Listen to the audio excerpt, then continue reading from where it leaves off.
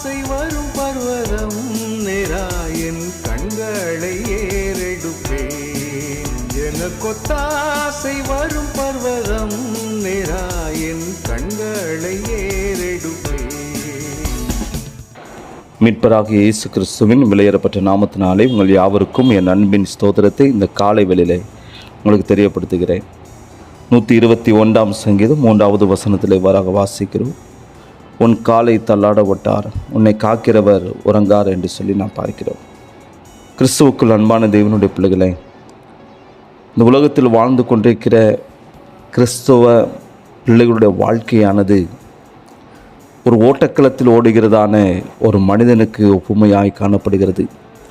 இந்த மனிதன் தொடர்ந்து அவன் ஓடுகிறதான பொழுது அல்லது அவன் நடக்கிறதான பொழுது அவனுடைய கால்களுடைய பலன் குன்றி போனவனாக தள்ளாட ஆரம்பிக்கிறான். தொடர்ந்து அவன் ஓடுவதையோ அல்லது அவன் நடப்பதையோ அவன் நிறுத்திவிட்டு எங்கேயாவது சிறிது நேரம் உட்கார்ந்து இளைப்பாரலாமா என்று சொல்லி அவனுடைய உள்ளத்தில் ஒரு எண்ணம் தோன்றுகிறது. தன்னுடைய அந்த ஓய்வை எதிர்பார்க்கிறவனாக அவன் காணப்படுகிறதான பொழுது ஒரு நாளும் அவன் அடைய வேண்டிய அந்த லட்சியத்திலே ஒரு நாளும் முன்னேறி கடந்து செல்ல முடியவில்லை. ஆகவே தான் தாவீது நம்மை திடப்படுத்த விரும்புகிறார். கர்த்தர் ஒரு நாளும் உன் காலை தள்ளாட விட்டார் என்று சொல்லுகிறதை நாம் பார்க்கிறோம். எனக்கு அன்பான தேவனுடைய பிள்ளைகளை, உங்களுடைய வாழ்க்கையை கர்த்தர் ஒரு நாளும் தள்ளாட விடுகிறவர் அல்ல. உங்கள் வாழ்க்கையில் வறுமையோ அல்லது கடன் பிரச்சனை ஏற்பட்டு உங்களுடைய வாழ்க்கையானது ஒரு நாளும் தள்ளாடப் போவதில்லை. ஆவிக்குரிய வாழ்க்கை தள்ளாடப் போவதில்லை. ஒருவேளை உங்கள் வாழ்க்கையில் வயது அதிகமானது நிமித்தமாக, பலவீனத்து நிமித்தமாக உங்கள் கால்களை கர்த்தர் தள்ளாட விடவே மாட்டார். எம்மாவூருக்கு போன சீசர்கள் தனிமையாய் நடப்பதைப் போல் அவர்கள் உணர்ந்தவர்களாய் கடந்து சென்றார்கள். ஆனால் கர்த்தர் அவர்களுடைய வாழ்க்கையிலே கடந்து வந்த பொழுது வழிநெடுக வேத வசனங்களை குறித்து அவர்கள் பேசிக்கொண்டே கடந்து போகிறதான அந்த நேரத்தில் அவருடைய உள்ளமானது கொழுந்து விட்டு எறிய ஆரம்பித்தது. அவருடைய வாழ்க்கையில் காணப்பட்ட கால்வலியோ அல்லது வேதனையோ களைப்போ துக்கமோ சகலவற்றும் அந்த நேரத்தில் மறந்து போனவர்களாக சகலமும் மறைந்து போய்விட்டது. ஆவியானவருடைய அந்த வெளியேறப்பட்ட அபிஷேகமே அவர்களை அக்கினியாய் அவர்களுக்குள்ளாக பற்றி எறிந்தது என்று சொல்லி பார்க்கிறோம். இந்த உலக வாழ்க்கையில் கர்த்தர் உங்களோடு கூடவே இருந்து வழி நடத்த அவர் விரும்புகிறார். ஒருவேளை உங்கள் வாழ்க்கையில் நீங்கள் சந்தேகப்பட்டு ஒரு நாள் உங்கள் வாழ்க்கையை வீணெடுத்து விடாதீர்கள். கலங்கி போனவர்களாக, சோர்ந்து போனவர்களாக உங்கள் ஆவிக்குரிய வாழ்க்கையை நீங்கள் நின்று விடாதீர்கள். உங்கள் கால்களை அவர் பலப்படுத்தி மான்கள் கால்களை போலாக்கி உன்னதங்களிலே உயர் ஸ்தலங்களிலே உங்களை நிலைநிறுத்த விரும்புகிறார்.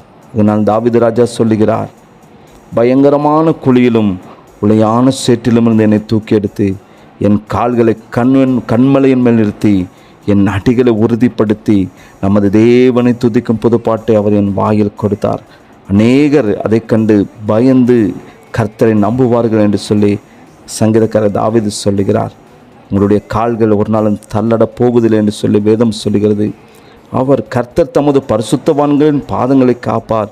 துன்மார்க்கர் இருளிலே மௌனமாவார்கள், பலத்தினால் ஒருபோதும் மேற்கொள்வதில்லை என்று சொல்லி நாம் பார்க்கிறோம்.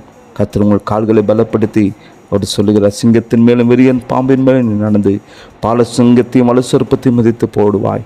அவன் என்னிடத்தில் வாஞ்சியாக இருக்கிறபடியால் அவனை விடுவிப்பேன். என் நாமத்தை அவன் அறிந்திருக்கிறபடியால் அவனை உயர்ந்த அடைக்கலத்திலே வாய்ப்பேன் என்று சங்கீதக்காரர் தாவீது சொல்லுகிறார்.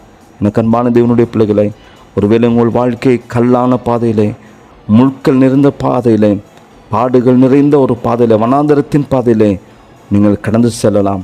உலகத்தை ஜெயித்தவர் உங்களை தம்முடைய வல்லமையின் கரத்தினால் ஏந்துகிறார், உங்களை தப்புவிக்கிறார், உங்களை பலப்படுத்துகிறார். அந்த தேவன் ஒவ்வொரு நாட்களும் உங்களோடு கூட வந்து வழி நடத்த விரும்புகிறார். வசனம் சொல்லுகிறது, உங்களுடைய வசனம் என் கால்களுக்கு தீபமும் என் பாதைக்கு வெளிச்சமாக இருக்கிறது.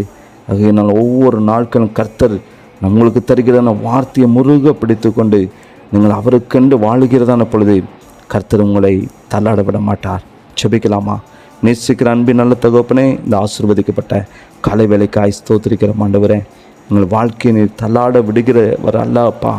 அதற்கு நாங்கள் செய்ய வேண்டியது ஒவ்வொரு நாளுக்கும் உடைய வார்த்தைகளை பிடித்து கொண்டு ஒவ்வொரு நாட்களும் உம்மோடு கூட வாழத்தக்கதாக கர்த்தர் கிருபை செய்வீராக. சீசர்களோடு கூட உயிர் திறந்தவராய் கடந்து சென்றீர். உடைய வாழ்க்கை கொழுந்து விட்டு இருந்தது, பிரகாசித்தது.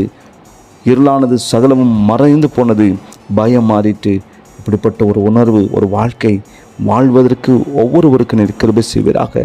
பரிசுத்த ஆவியான நீரை வழிநடத்தும், பலப்படுத்தும், வார்த்தையினால் தேற்றுவீராக, திடப்படுத்துவீராக. இயேசுவின் நாமத்தில் ஜெபிக்கிற நல்ல பிதாவே, ஆமென், ஆமென். ஆத்துமாவை காக்கும் நல் தேவன், தீங்கும் என்னை அணுகாமல், போக்கையும் வரத்தையும் பத்திரமாக காப்பாரே இது முதலாய். போக்கையும் வரத்தையும் பத்திரமாக காப்பாரே இது முதலாய். எனக்கொத்தாசை வரும் பர்வதம் நேராய் என் கண்களை ஏறெடுப்பேன்.